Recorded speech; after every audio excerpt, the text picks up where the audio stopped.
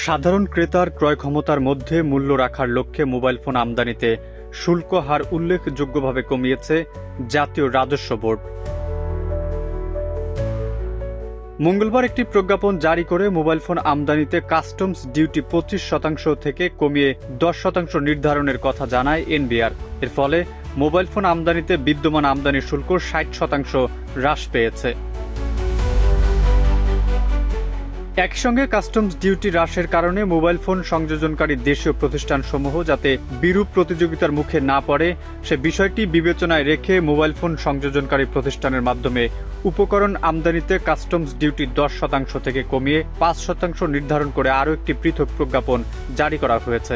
এর ফলে mobile phone সংযোজনকারী প্রতিষ্ঠানের মাধ্যমে উপকরণ আমদানিতে প্রযোজ্য বিদ্যমান আমদানি শুল্ক 50% হ্রাস পেয়েছে। এ সংক্রান্ত দুটি প্রজ্ঞাপন জারির ফলে 30,000 টাকার অধিক মূল্যের আমদানি হওয়া প্রতিটি পূর্ণাঙ্গ মোবাইল ফোনের দাম আনুমানিক 5,500 টাকা হ্রাস পাবে, আর 30,000 টাকার অধিক মূল্যের দেশে সংযোজিত প্রতিটি মোবাইল ফোনের দাম আনুমানিক 1,500 টাকা কমবে।